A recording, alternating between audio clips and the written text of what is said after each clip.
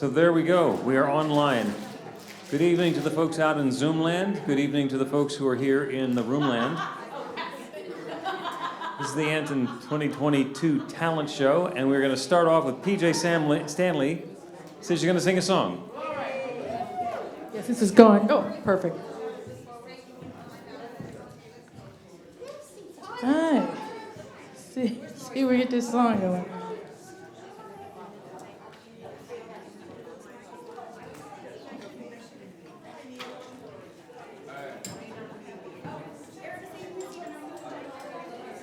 Perhaps I should sing it a cappella. Is Amy going to play for you? Huh? No. They got to put something on for me. What's Whenever this? you're ready, Larry. Larry, you put the song on for me? Thank you.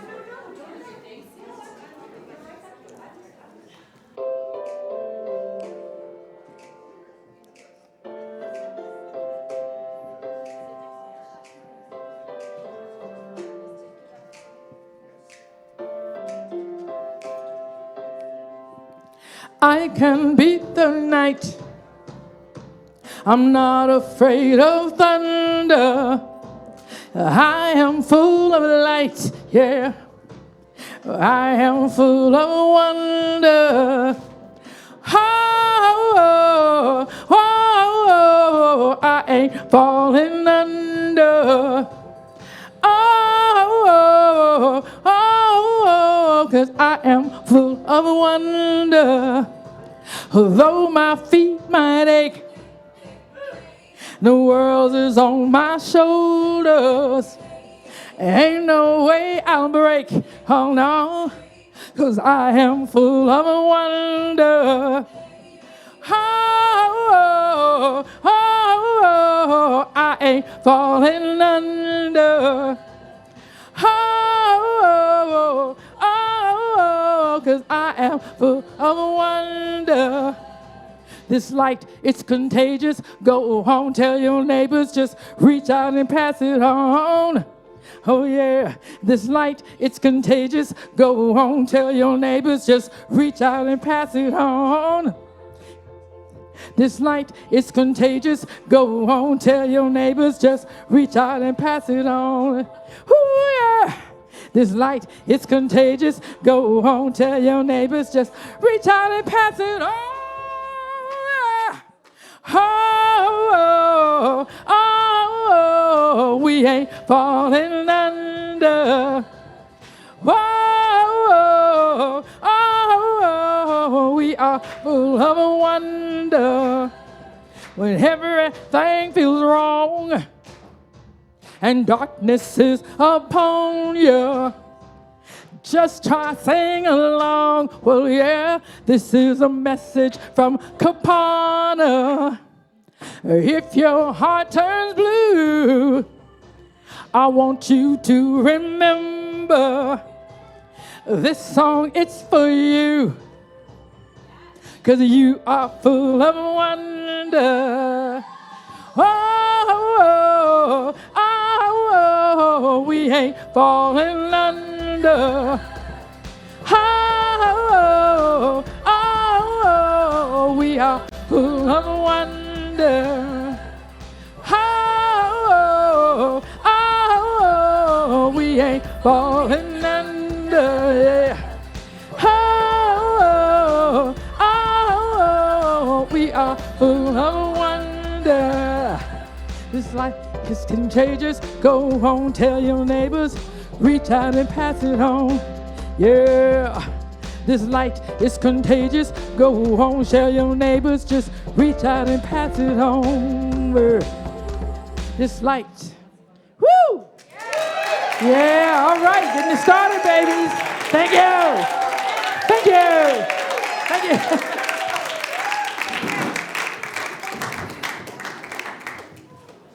Thank you, PJ Stanley. Up next is going to be Sherry Johnson with some stand-up comedy. And I'm going to tell you guys one act in advance what's coming up. After Sherry will marry Mary Beth Spear. So you're on deck, Mary Beth, so it's not going to be a big surprise like, oh my God, I got to come up here. Dan, comment. I am not like most of the folks you know. I am not like most of the folks you know. I have lived in 37 states, and I had lived in 36 of them by the time I was 18. I have been the new kid in school 37 times, not counting teaching appointments. And I only went to 3 high schools and 3 colleges. This led to a somewhat checkered background. For instance, when I was in the 3rd grade, I went to 9 schools. I only remember one of them. My father was a photographer in the Army when I was born, and his job was taking boot camp graduation pictures. So I lived in 13 states in the first year of my life. And then somehow, and God only knows and ain't talking about how, my father made a transition from photography to aeronautical engineering with a specialty in quality control. He made all the final inspections on the Atlas and Gemini boosters. In fact, in the Smithsonian, there's a nose cone from an Atlas booster with a plexiglass plate in the bottom and lights on the inside so you can look at the pieces. And you can see a ring of hexagonal black smudges where he stamped the final approvals of the individual components in ultraviolet ink. So, they don't make missiles in one place. If, for the sake of simplicity, we say a missile has 5,000 parts, they pick 5,000 towns. And they make one part in each town. And then they pick 2,500 more towns and they take them 2 by 2 and put them together. And then they pick 1,250 more towns, 2 by 2. And they keep doing that till they get the whole thing put together, and then they take that sucker someplace else and shoot it off. So I went to 9 schools in the 3rd grade, and I remember one of them because we got transferred to Fremont, Nebraska. Little teeny town. Still a little teeny town. I checked last time I was in Nebraska. And my mom kept us out of school for 2 weeks because she wanted to make sure we weren't going to get transferred right away, which happened a lot. Then she finally enrolled us in school. I checked the book out of the library because I've been a bibliomaniac my entire life.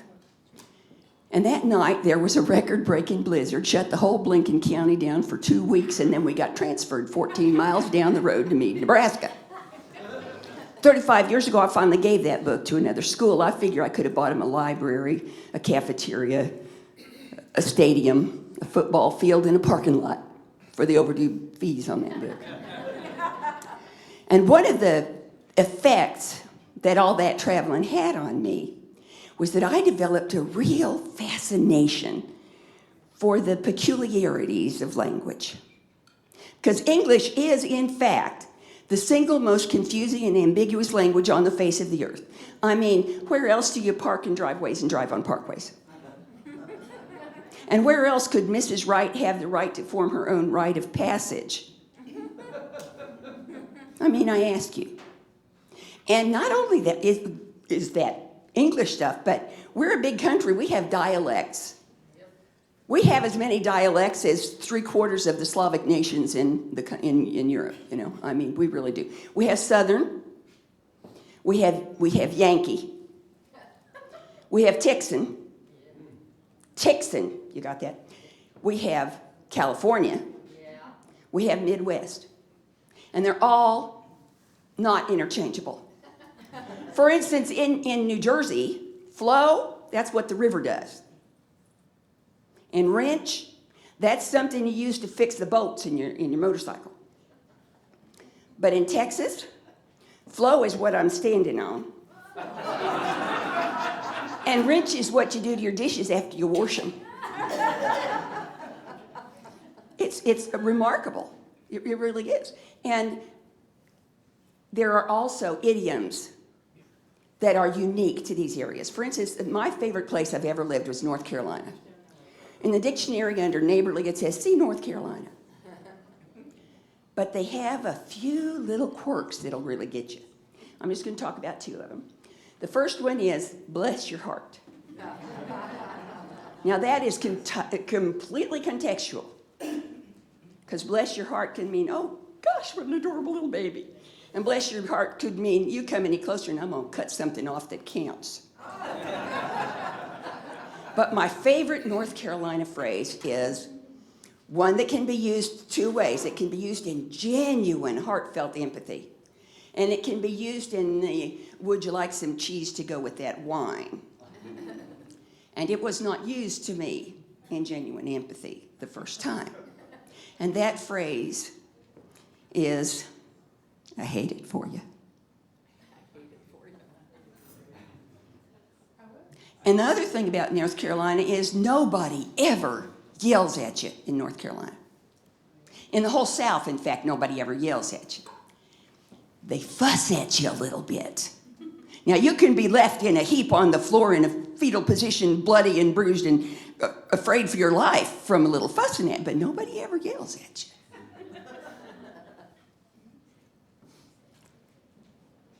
And I found that humor is regional, just like language is regional. Things that you would laugh at in Jersey will get you smacked upside the head in North Carolina. And things that you say in North Carolina will make somebody in Arkansas say, huh? And somebody in Kansas City say,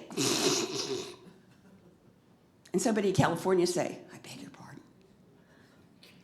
You just have to be careful. What is always the same is laughter. Because once you tickle them, they laugh till the tears run down their faces. Now I'm going to tell you one more little story about my 37 states. I'm the oldest of 5 daughters. The tallest one of them is 5'2". Now before the semi hit me in 1986, I was 5'8". 5'5" now, but I was 5'8" then. And my daddy came right to here on me. And if you put one hand on his crew cut and one hand on his cowboy boots and turn him this way, still came right to here on me. And my mama only came to here on me. And he wore, now mind you, I'm older than I look, and I grew up in the 60s. And the teenage uniform of the day was a sweatshirt with short sleeves and cut-off jeans. And my dad wore, but I lived in Texas at the time, and it was hot. Sweatshirts make you sweat, that's why they're called that. But my dad wore bandline shirts that looked like sweatshirts, but they were very lightweight.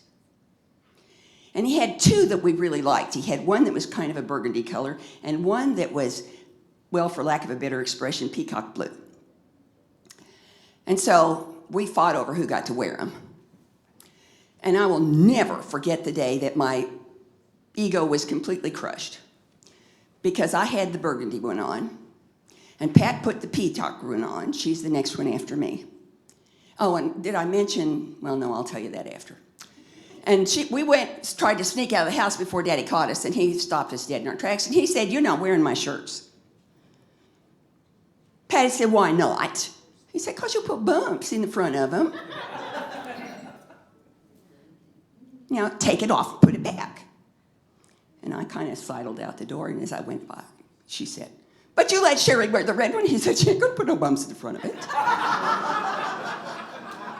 No kidding. Oldest of 5 daughters, smallest bra but one. And it was the smallest bra. I mean,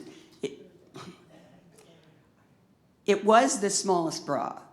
Except Pat, who stuffed her bra and then told everybody I did so nobody noticed she had, got herself a boob job for her 30th birthday.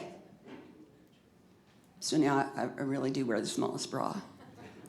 But when she came to visit me afterwards, my husband said, "So when she comes in, should I just look at her and say, 'Nice boobs'?" And I said, "No.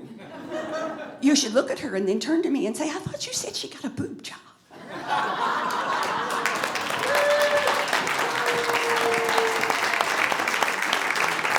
Thank you, Sherry. Eclectic and varied. The ANTN Talent Show. Mary Beth Spear is up next. And following Mary Beth will be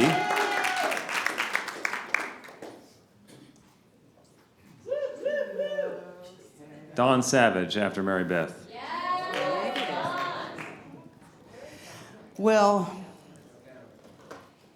last year was kind of sucky for our family. And we've been dealing with a lot of dissension within my kids, my son and my daughter-in-law. And long about mid-year, they decided they were going to get divorced, and they've made the War of the Roses look like kindergarten. My son grew up in New Thought. He used to be our sound guy at our church. So the fact that he's completely forgotten everything he knew just drives me crazy. So I have been a minister for, I feel kind of nervous because I'm very vulnerable right now, but it's been a really tough time. We love you, Mary. Thank you. Thank you. Well, God loves me too as me, because what started to happen for me is when we would have some of these hair on fire phone calls from the kids and things got really ugly and I didn't know what to do, and I would have these really vulnerable, visceral reactions. I would wake up in the middle of the night or early in the morning and I felt like Dr. Seuss was moving through me, and I began to write meta musings. So I'm going to share some with you. There was one day when my daughter-in-law, Leah, got so upset with my son that she threw a plate across the room. So here's my meta musing. Someone broke a plate. Isn't gravity great? It doesn't simply work for some, it works the same for everyone. There's no cajoling law. Laws work without a flaw. Some laws are physical, some are mental. All are purely fundamental. Laws are never accidental and never, ever sentimental. We break plates, but not the law.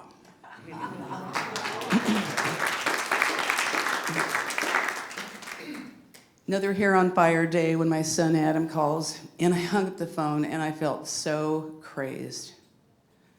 And I was thinking, like, God, we're working with energy. All of this is working with energy. And Dr. Seuss through me wrote, let's make one thing perfectly clear. We're working with energy here. You don't have to like it. It helps if you do. No other is ever the matter with you. We're working with energy here. To stay in resentment and think you'll be free is like tying a rope to the trunk of a tree, then telling the tree to let go. Can you see? We're working with energy here. You've tied yourself up to this pain you now feel, and thinking you've got the raw end of the deal is keeping your story so painfully real. We're working with energy here. You don't have to like it. It just helps if you do. No other is ever the matter with you. Give this a chance. You'll see it is true. We're working with energy here.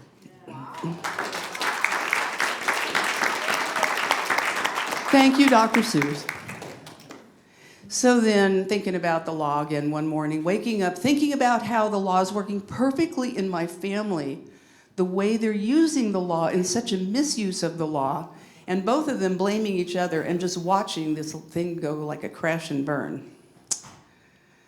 Ernest Holmes wrote, we shall cease to suffer as we more and more comply with the laws of the universe. All suffering is the result of some infringement of these laws. In the cosmic scheme of things, there seems to be a flaw.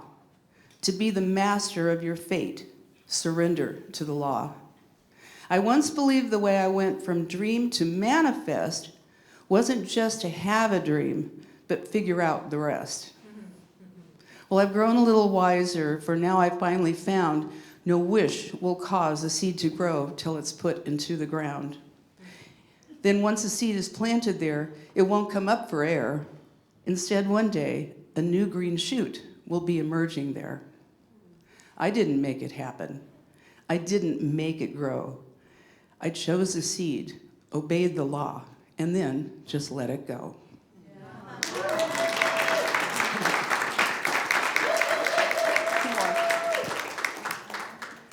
Okay, so thank God for Al-Anon. I admit I'm an Al-Anonian now. And it has really helped me to move on and get a little bit out of their business, and it's just the most wonderful thing.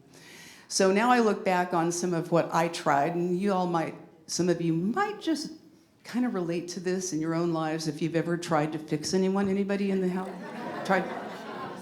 So this one I called Smother Love. I demean you, cajole you, then try to console you. I rehearse you, immerse you, then try to coerce you. I implore you, deplore you, explore what's in it for you. I command, reprimand, and goddamn it, demand you. I defend you, offend you, and then codepend you. I search you, I preach you, I beg, I beseech you. I clamor, I yammer, I whisper, I stammer. I do all I know to help rearrange you, till I finally learned I can't ever change you. So, you'll rant and you'll rave, you'll falter unsteady, while we learn only you can change you when you're ready.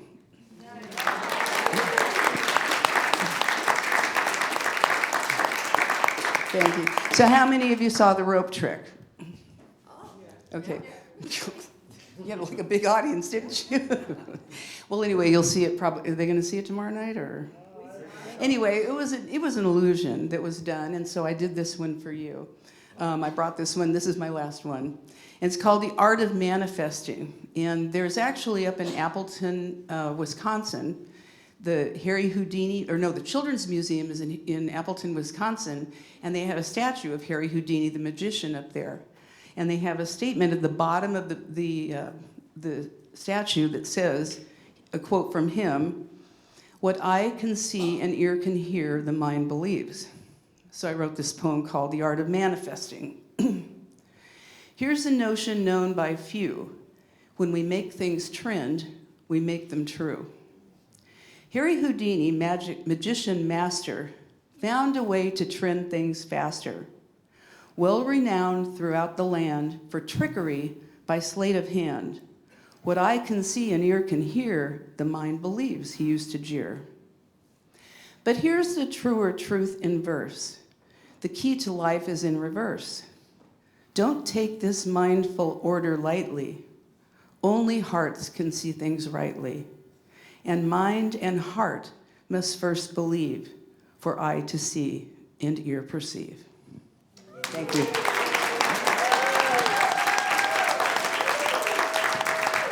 Thank you, Mary Beth. Angel, or Angel Pierce, is going to be, is going to be up after Don Savage. And now, Don Savage.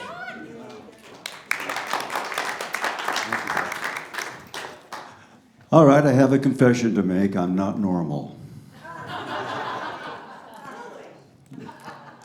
But I'm very, very happy to be married to Reverend Dr. Lori Savage, who doesn't always understand me, but she does love me unconditionally. So she made reservations. She makes all the reservations whenever we take a trip, and she looks very meticulously at all the deals. And so finally, she got a deal to come to Missouri, and she said, I found the perfect deal. We're going to go on Virgin Airlines. And I said, really? Now, the reason I don't really like Virgin Airlines, I don't know what Richard Branson was thinking. Why would you name an airline Virgin? I don't know about you, but I do not want to get on a plane that doesn't go all the way. Makes no sense to me. I hate traveling. I don't like it. The flights get canceled. They charge you too much for your luggage. You have an extra one, they charge you for that. You get to the TSA, take off your belt, take off your shoes, take off your pants. Well, your belt. So basically I'd had it, and so I told my wife, I said to Reverend Dr. Lori, I'm going to make myself a t-shirt. That's going to say, I demand to be strip searched. She looks at me and she says, really? What are you trying to prove? What good can come of this? I thought about it and I said, well, at least I know I've got a healthy prostate.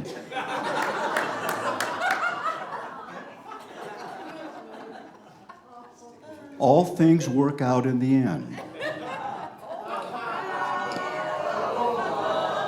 All right. Now, my problem with traveling doesn't end with airplanes. It also includes cars. I get lost a lot. I don't have a good sense of direction. We were buying a new car. The guy says to me, we can get this really incredible navigation system, the best GPS available. I said, how much? He said, told me the price. I said, that's really too much. Do you have anything else? He said, well, we got kind of a cut rate navigational system.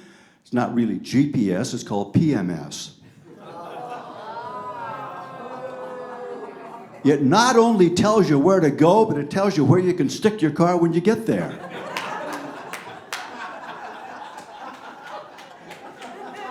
And I do get lost a lot. I was in Montana one time and I was taking a trip and I wanted to go see the Little Bighorn, you know, where Custer made his last stand. I got lost. I stopped at a gas station. I said, "You know the way to the Little Bighorn?" He said, "Of course. You just go down the highway about 12 miles, take a left, and follow the arrows." Too soon. Huh? At any rate, I went with my roommate at the time. Now, I believe in the power of attraction. I have been in this science for 22 years. So I had a roommate. He's a little bit off kilter too. He fancies himself as a ladies' man. Now, all of you single ladies in the audience can probably relate to this. He has a line that he uses, and he walks into the bar and he says to the girl, "You know, sweetheart, you and I could make some magic." Without missing a beat, she looks at him and she said, "Why don't you start by making yourself disappear?"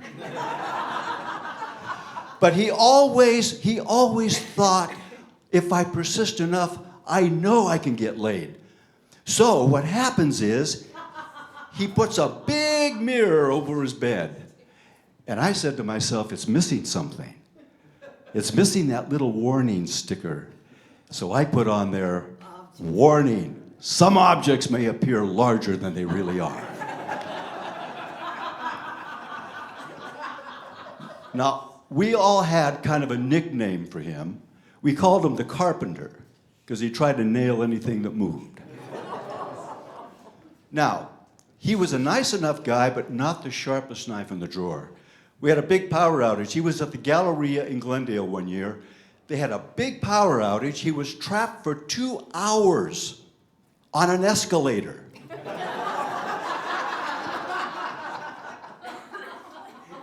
Einstein said that the difference between stupidity and genius is that genius has its limits.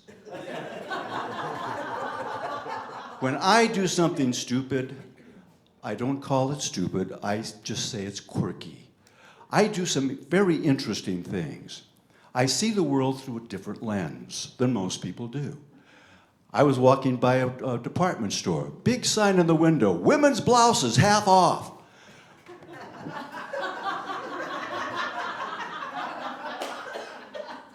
So with wild anticipation, I rushed in,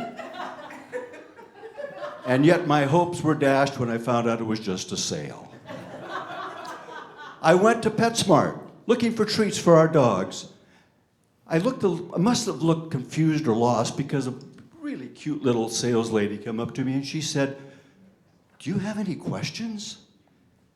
And I thought for a moment and I said, yes, I do. I have never fully understood Einstein's second theory of relativity. Any thoughts?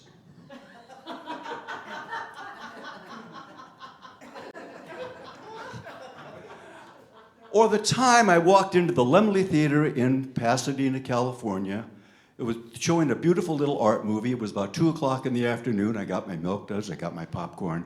I walk into the theater, totally empty, except for one woman who was sitting down in the center. So I thought to myself, where should I sit? Well, as I sat down next to her, she suddenly lost all interest in the movie, picked up her purse, and walked out.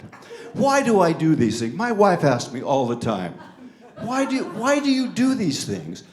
I don't know. What it is, we live in a world where we have certain expectations of things the way they're supposed to happen.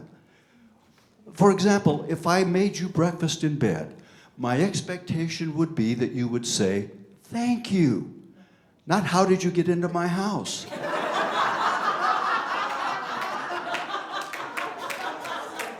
Expectations. Am I right?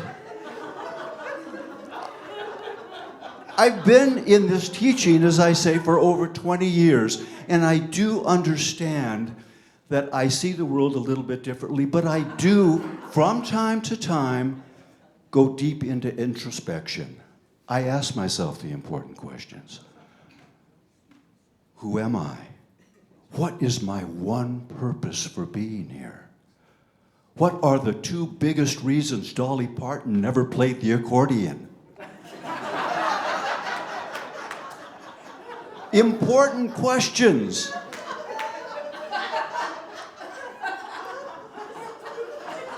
Reverend Dr. Laurie is still trying to figure me out.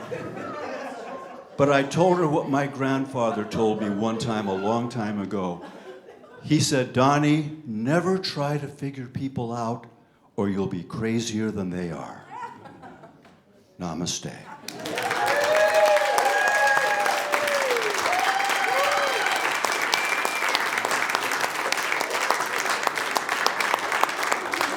Thank you, Don.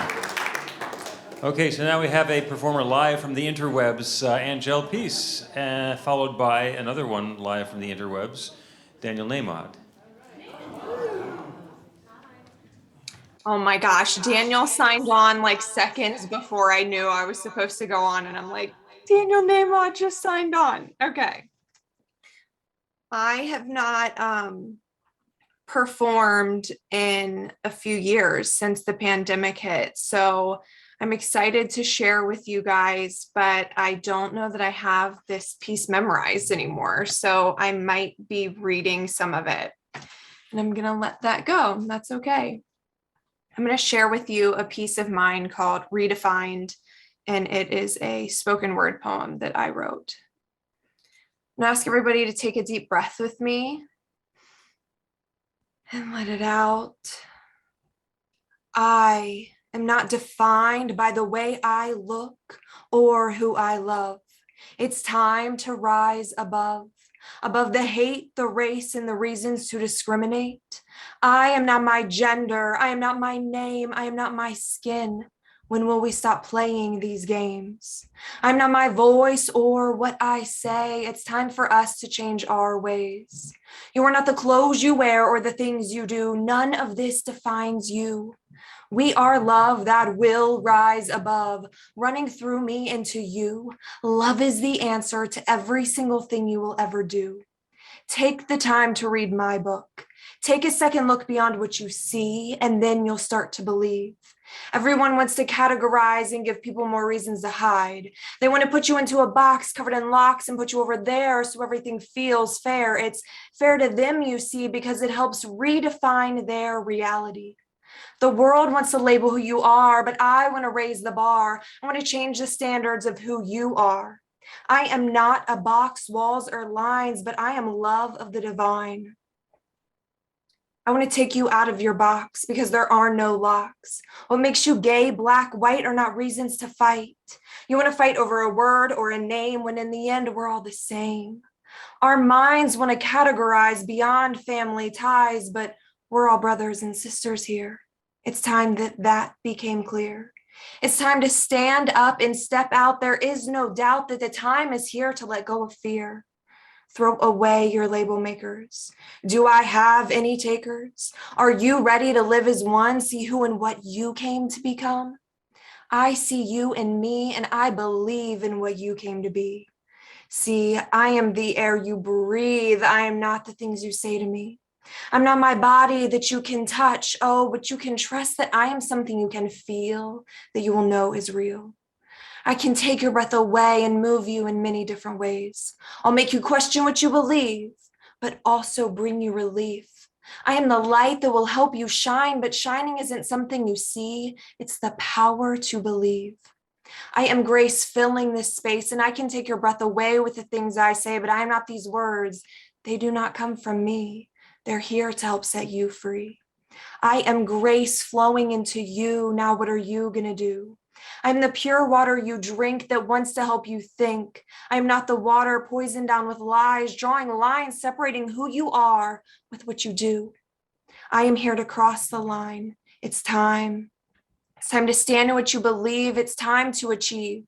It's time to raise the bar and change the standard of who you are. I am not a box, walls, or lines. I am love of the divine.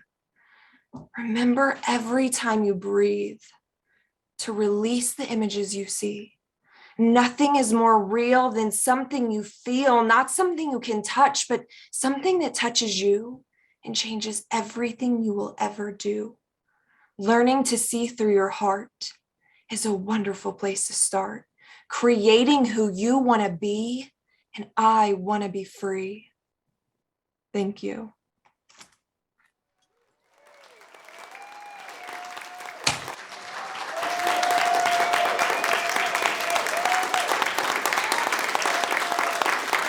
Thank you, Angel.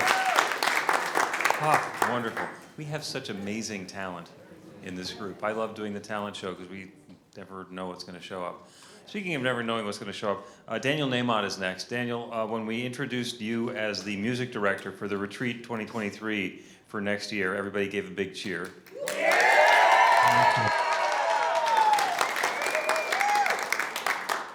We also, I'm sorry, go ahead. No, I just said thank you. That's very nice. I appreciate it. Virtual retreat where you and Nemo did planting seeds, and you kind of described, well, I couldn't believe that somebody took my most Peter, Paul, and Mary song and turned it into a hip-hop song, but there you go. And just so the folks here Correct. know, we invite musicians from all over the world, especially the thoughtful, spiritual ones that love to play New Thought Centers and say, come and do something dysfunctional at our talent show. And Daniel has taken us up for the second year in a row. So please, something dysfunctional for us, Daniel. Unfortunately, that's too easy.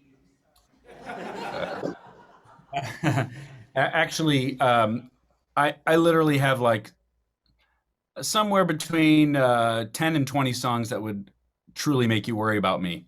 And I've picked this one today because I never get to. I'm looking at my computer. I'm going to sing it to the track. It was an album that I released. I was recording it when I met my wife, and we've been married 12 something years. So it's a little ways back now. But it also this song gave me one of the kind of coolest thrills that I've had in my musical life, which is when I got a call from my buddy Johnny Walsh, who lives in Florida, and he called me on a Saturday night and said, "Hey man, congratulations." And I said, "Congratulations about what?" And he said, "Your song on Saturday Night Live." And sure enough, I didn't know, it was a company that licensed my music had landed a really nice slot on Saturday Night Live, and this song was the song. And it was a very ridiculous, one of those goofy fake commercials. And if you look up, I'm not sure how to tell you to look it up without it being R-rated. Let me think about how you can find it.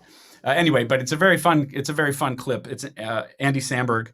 And actually, anyway, I'm off the subject.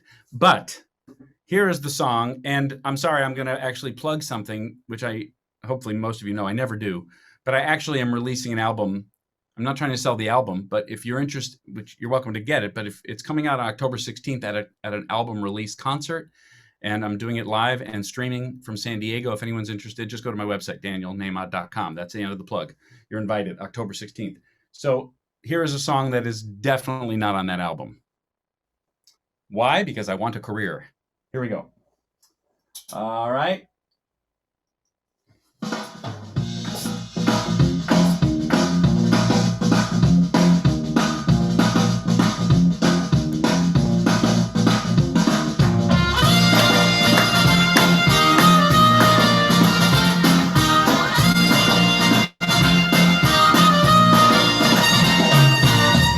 A favor, don't love me so much, 'cause it hurts so badly every time we touch. You keep going in and out now, messing with my mind, planting seeds of doubt now, baby, all the time.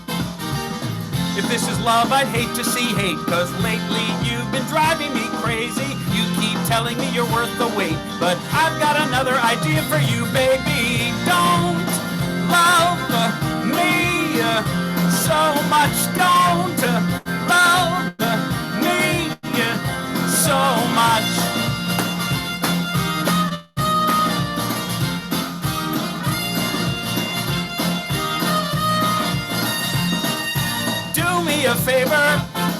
don't take my hand. Cause when you leave again tomorrow, my heart won't understand. And when you come back the next day, here we go round again. Yeah, it seems like you're the only one who's having any fun then. If this is love, girl, I don't know. Is there a different direction we could go? You say love is supposed to flow, but this is more like a horror show. So don't love me so much. Don't love me so much.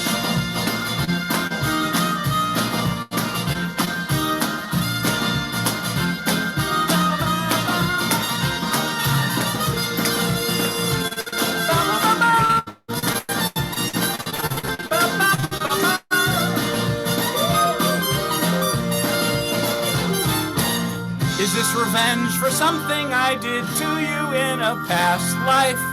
Do you think there's an easier way that I can make it right? So don't love me so much. Don't love me so much. Don't love me so much. No, I won't love me so much.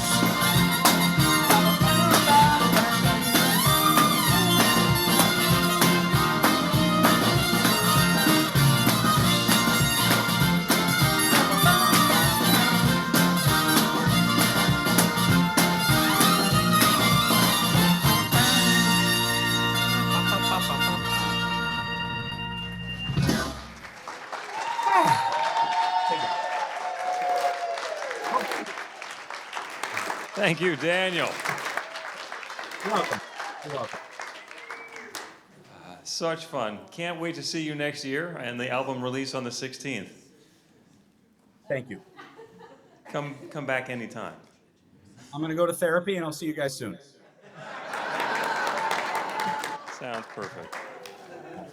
So we drew straws to see who gets to follow Daniel. And it's Phil. Yeah, and it's Robert. So this is something that we've been doing for quite a while, and Robert is doing his part. And it's an easy part because I get to talk to you about somebody that you know very, very well. Everybody in this room knows the name of J. Scott Neal. The great Reverend Doctor, and the work that he did with Creative Thought magazine. It is an enduring legacy that Excuse we're me. here to... Excuse me, are you a religious science minister? I am one. Well, I want to learn more about religious science, or do you call it science of mind? Either way is just fine. Okay, tell me, is there a fundamental belief of religious science? There is one. Great. So tell me about your belief. There is one. It's nice to know there is one, but what is it? What's that? That's it. That's what? That's our belief. Are you going to tell me your belief? There is one. Yeah, you said that before. And we believe it. You do. With every bit of it. So all you're going to tell me about your belief is there is one? What else could you want to know? I want to know about the spiritual belief of a religious scientist. There is one. Oh, so you're not going to tell me. Is that some kind of secret handshake or something? We have no secrets. Everything is open to everyone. Including what you believe. Especially that. So what can you tell me about your belief? There is one. And that's all. That's all there can be. And you think that's all I need to know? For many people, that's enough. Well, what if I want more? Is there a book where I can learn about religious science? The science of mind. Don't you call your practice religious science? Of course. So is there a book about religious science? The science of mind. Great. You have two names. You can't even tell me what you believe. There is one. It's only one, and not two. And you call it religious science? Yes. Okay, then what's the book about religious science? The science of mind. I thought you said it's religious science. It is religious science. And you have a book about religious science? The science of mind. I'm not getting anywhere here. Is there a magazine about religious science? Science of mind. Forgive me. Is there a magazine about science of mind? Yes. What is it? Science of mind. Yes. Yes. Science of Mind. Yes. The magazine. Yes. The Science of Mind magazine. Yes. Ah, so the Science of Mind magazine is called Yes. No. What's the magazine about the science of mind? Science of Mind. Yes. Yes. That's the name of the magazine. Yes. So when I want the Science of Mind magazine, I ask for yes. No. No? No, of course not. We have no yes. I'm having some trouble following this. I'm here to help. Okay. I heard that you believe we create our experience with our thought. We believe that deeply. Is there a publication that can help me with my creative thought? Creative thought. Right. Absolutely. So what's the publication about creative thought? Creative thought. Right. Now, you've got it. I've got what? Creative thought. Oh no, all I've got is a headache. We can help with that. You can help with a headache? We can help with all sorts of things. Wow. What's the treatment for a headache? Treatment. Yeah, for a headache. Of course. So what's the treatment for a headache? Treatment. That's what I want to know. And now you've got it. The treatment for a headache. Absolutely. That's it? The treatment for a headache? Absolutely. Now, isn't absolutely a vodka? Vodka will not help with a headache. Then tell me about the treatment. Yes, treatment. That's it. Absolutely. But that won't help with the headache. Treatment works wonders for headaches. So who's going to give me this treatment? A bartender? Of course not. Treatment is provided by a licensed practitioner. Really? How does someone become a licensed practitioner? They study to learn practitioner consciousness. Wow. So how many practitioner consciousnesses do you have? There is one. One consciousness? Of course. Only one. There is only one. Is this course brand new? It's been taught for many, many years. So after all these classes and all these years, how many practitioner consciousnesses have you got? There is one. Only one. There is only one.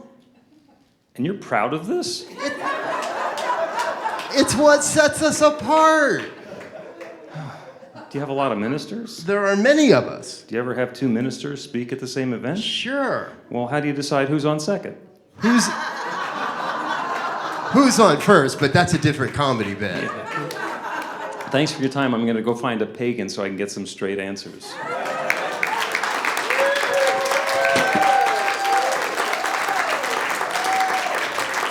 And you have to follow that. Karen is up next. Oh,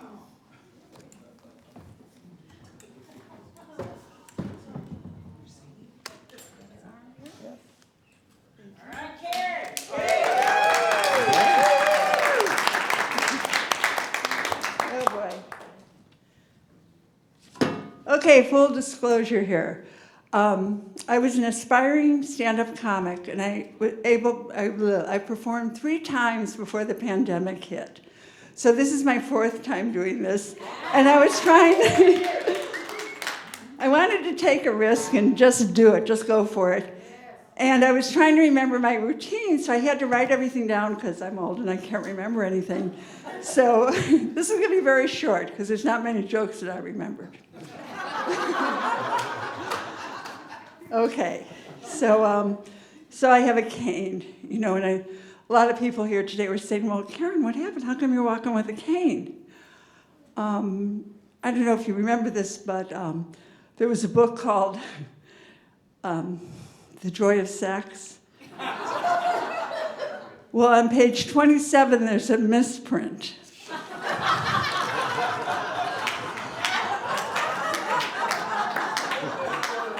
So, yeah, I'm walking around and it's fall. It's so beautiful. Oh my God, it's so beautiful here. And I'm thinking like fall.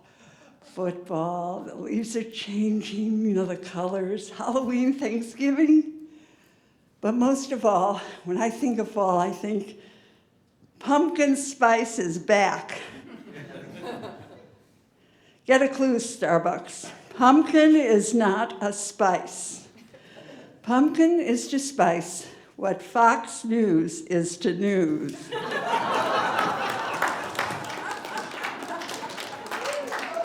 So I was in my room and I'm listening to NPR, and you know who's back in the news? Kim Jong-un, or however the heck you say his name. And you know, the guy from North Korea. And I don't know about you, but whenever I think of him, I think, who the heck cuts his hair? We've all thought it, right? Who cuts his hair? I didn't know that in North Korea they had great clips.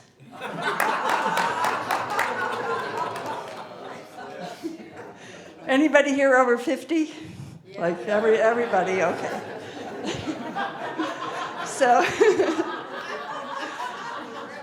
you know when you turn 50, just to rub it in, you start getting the AARP magazine? Yeah. Oh, God, so it's like, oh, I'm 50, so I get the Old People's Magazine. And there's always that one ad, and I know you've all seen it.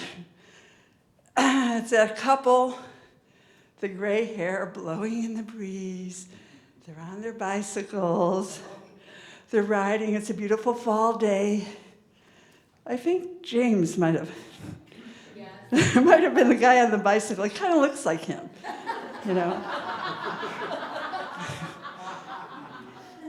why are they riding bicycles? They're senile. They took away their driver's license.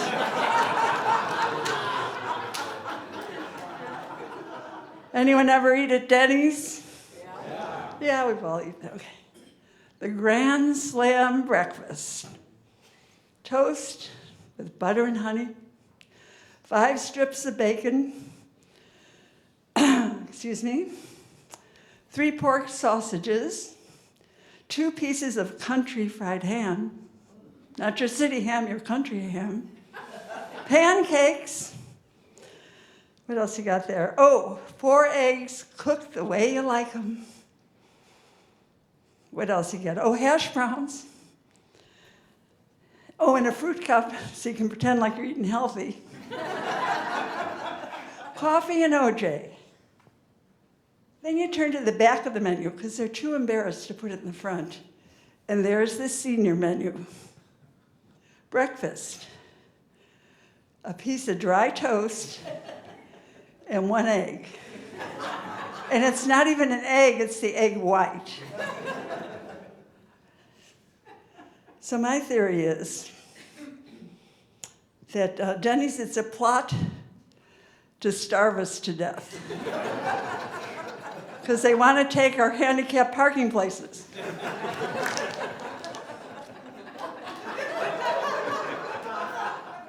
And of course, there's the Denny's senior dinner.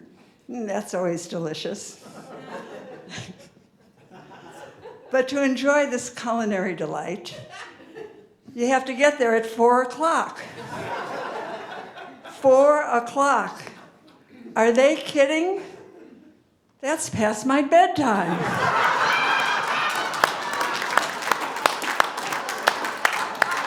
That's all I got.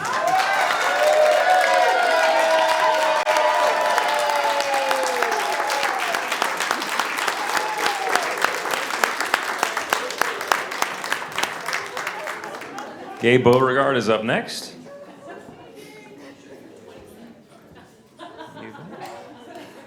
And then after Gay is going to be Tiffany. Ooh.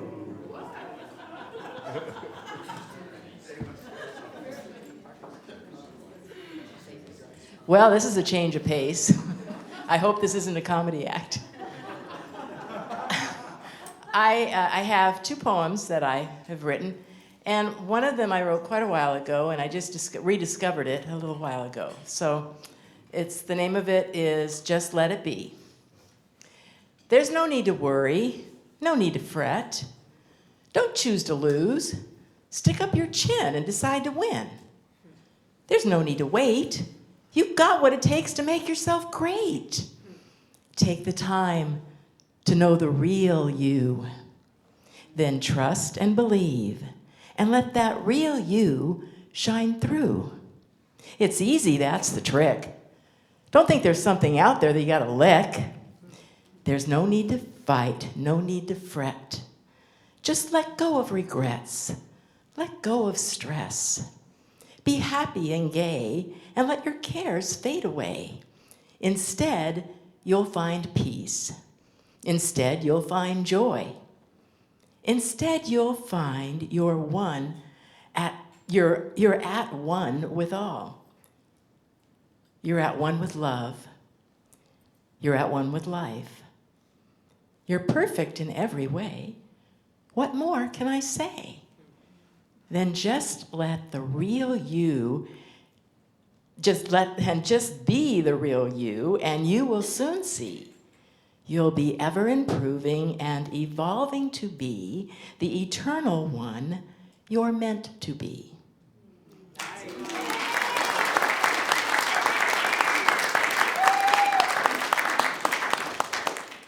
This is one that I started saying to myself. It's the little voice in the head, and it comes out when I'm feeling in question, in confusion, in isolation, in not the oneness. So it says, let me be with you, come day or come night. Let me be with you, come wrong or come right. Let me be with you in your coming and your going. Let me be with you when it's raining and when it's snowing. Let me be with you through all of your trials. Let me be with you mile after mile. Let me be with you when you're laughing and when you're crying. Let me be with you when you're living and when you're dying. For as you let me, I will bring you home, and you will, For as you let me, I will bring you home and be your guide, so you are never alone.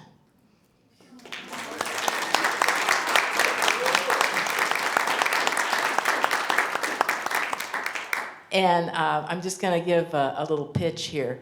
Maybe you've noticed there's some books out there on the round table as you go past the, over to the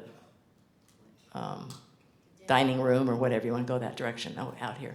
Anyway, it's the book that I wrote right before the pandemic. When I retired from my day job, I wrote this book, Lacy Shoelace. And it came to me, it's a song, and if you go to the website, you'll hear the song. And I had a whole bunch of them made, and then the pandemic hit, and I got watching my 2-year-old granddaughter, so I didn't have time to really market them or do anything. So all the books are there, and if you'd like to take a book, it teaches a little kid how to tie shoes, tie a shoelace. It's called Lacy Shoelace, and it's based on this song that came to me in the shower one day. It's Lacy Shoelace here, I want to make it clear, we're in for such a treat.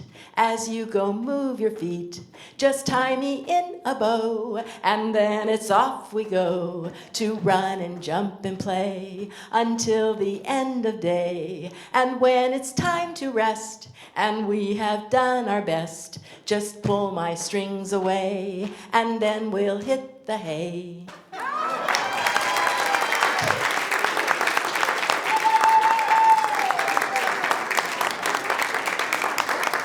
Thank you, Gay. Tiffany is up next, and then A Day at the Beach. I have to say, this has been the most amazing experience. You all are so loving and welcoming, and this has been such a gift to be here. So I needed to, since I had a stage and a microphone, I needed to get that out of the way. I have the blessing of being one of Dr. James's students, and one of the people who is blessed to have him as a mentor. And one of the things, many moons ago, I was a stand-up comedian, and when I started on this spiritual journey, I felt like I could never be a minister because I didn't fit that mold of what a minister should be, because my stand-up wasn't very clean. And it was because of Dr. James. He really taught, it was the first time that somebody really saw me for me, and that I could be who I am, and I could still be funny, I could still be spicy, I could be a minister. So y'all may revoke my card after this, but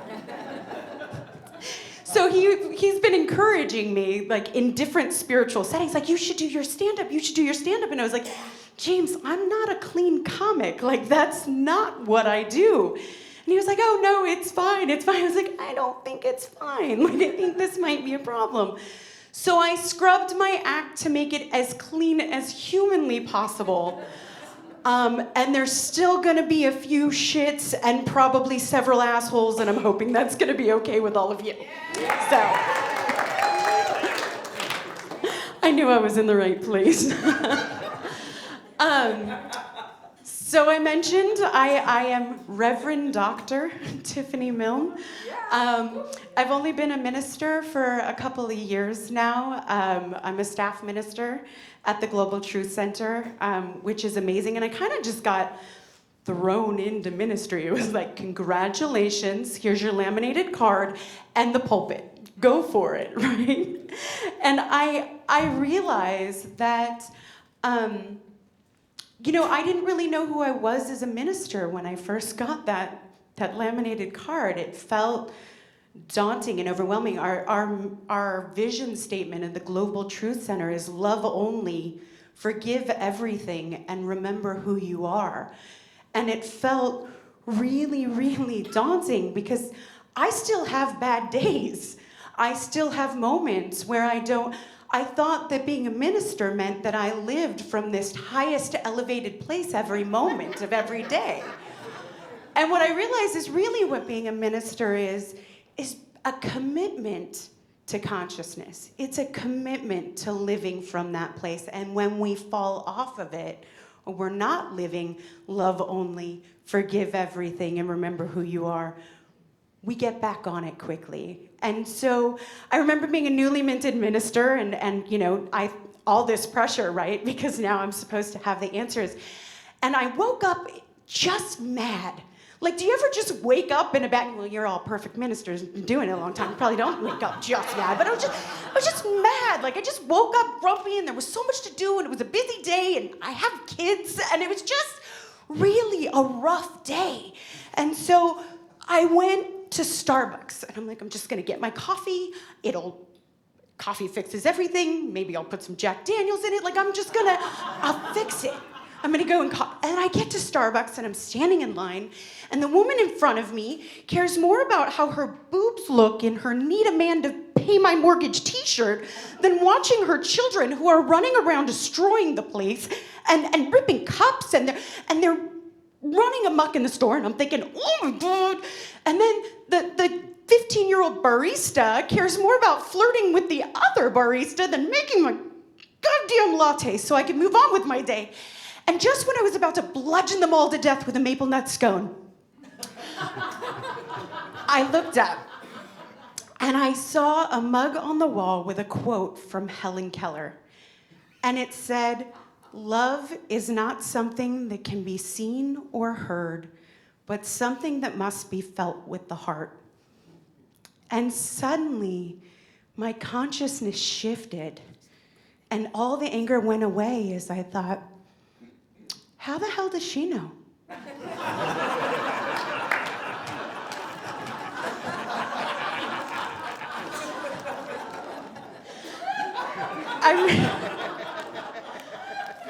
I'm really glad to be with all of you this week because it's amazing and I'm graduating. I'm getting my doctorate, which is incredible.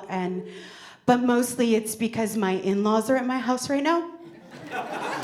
And they're really great people. They really are. I love them so much. They're awesome. It's just, they're born-again Christians. And so I find myself sitting around waiting for them to die again.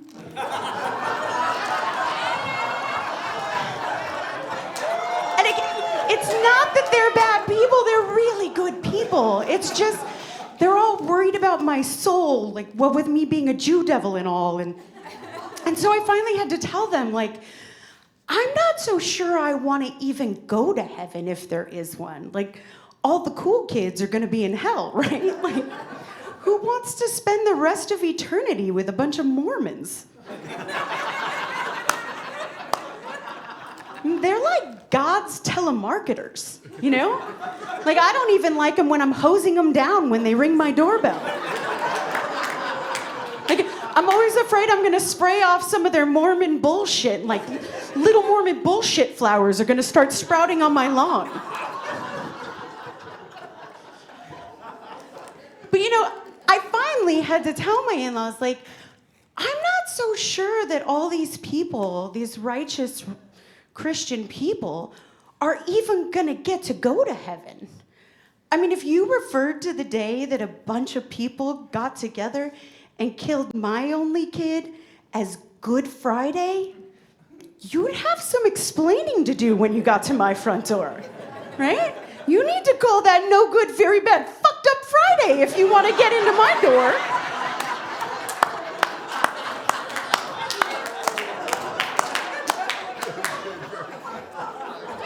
And I want to make it clear, I am not anti-religion. I love religion. I got the gift of studying all the religions in ministerial. I love religion.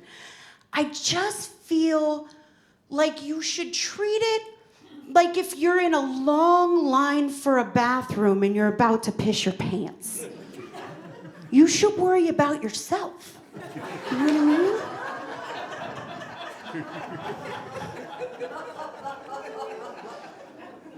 So I've been a minister for a couple of years now, and I've definitely gotten the gift of being able to preside and to speak and all of these things because Dr. James is so amazing and because he is so generous with his students. And if I've learned one thing being a minister, is it's really hard a lot of the time.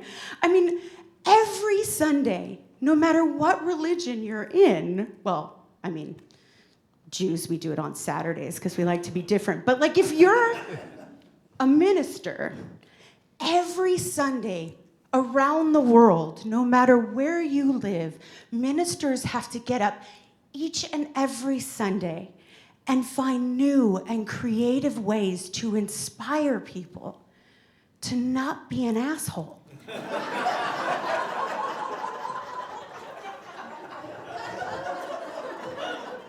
Remember who you are? Don't be an asshole. Forgive everything? Don't be an asshole. Right? And I think, you know, the thing is that what I've realized is that when we come from that place, right, when we come from love only and we come from the place of just don't be an asshole, all of the world's problems go away, right?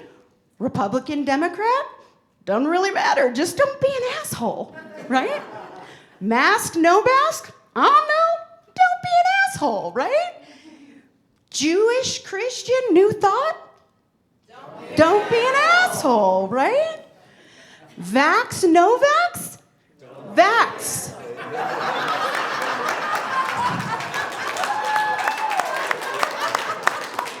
And if that bothered any of you, that was a test.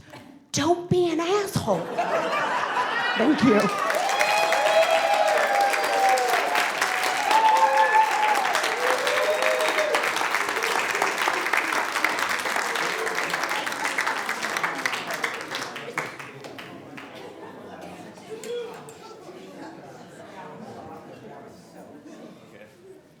That was Tiffany. Tiffany, what's your last name? What's your last name? Milne, right. The people online wanted to know, and I didn't want to type. She's not an asshole. Yes. You can Google "not an asshole," and she's right there. You need any of this stuff? All right.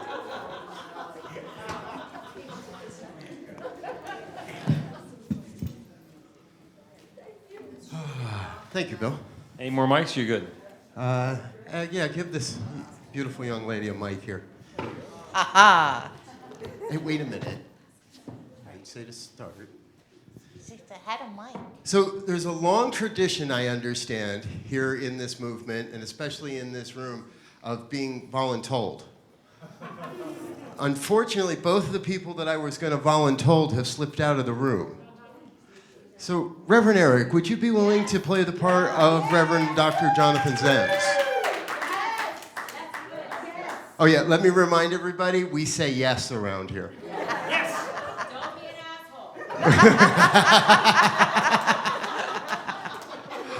asshole. Okay, good. You're That's our new thought gonna t-shirt. stand right, you just stand right here. That's good. You're gonna be Reverend Dr. Jonathan Zenz. So you just stand right here. And then we were gonna volunteer Reverend Dr. Renee Laboa, but I think she slipped out of the room as well. So who wasn't here last year and would like to stand in for Reverend Renee? Reverend Sharon. Okay. Reverend Sharon? Yes, please. Are you willing?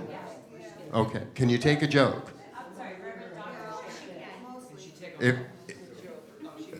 If you can't take a joke, folks, now's the time to leave. Okay, beautiful. So we have to set the stage here. Just come up a little closer here. Oh, a whole lot closer. Come here. We're gonna get. Okay. You stand right there, and you stand right here. Actually, no. Look at each other. Look towards each other. Yeah. Okay. Now hold this up. Sorry. Hold that up here. Let me go check. No, something's not. You come over here. You switch spots. There we go. Let's try it again. No, something's still off. I know. Ready? There we go. That's it.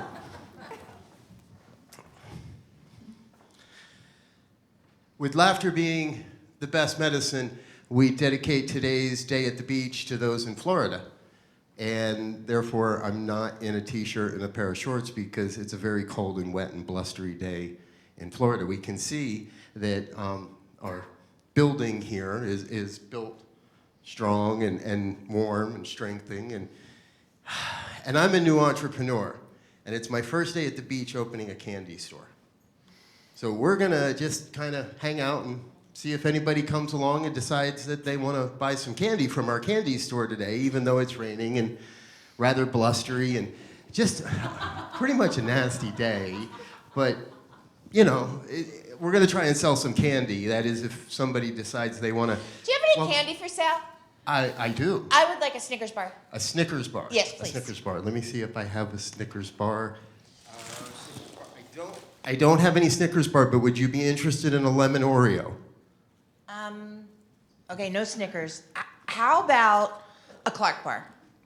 They're really good. The Oreos are really good. A Clark bar. Hold on. Clark bar? Hold on. Clark bar. I don't have a Clark bar either, but I've got a truck coming on Tuesday with a whole bunch of different candies on it, and I can get you a Clark bar on Tuesday. But I'm telling you, the cookies. I don't want a Clark bar on Tuesday. Okay, what about a Reese's peanut butter cup? Reese's peanut butter cup. That would start with an R, right? Yeah. Yes. Or you could file it under peanut butter. Oh, well, peanut Cup. butter would be over here. No, I'm not finding any of those, but I have these delicious lemon Oreo cookies. Buddy, what kind of candy you got here? It's a candy store. I just want some candy. Oh, well, I've only really got one type of candy. Okay. Yeah, I've got two suckers and a stick.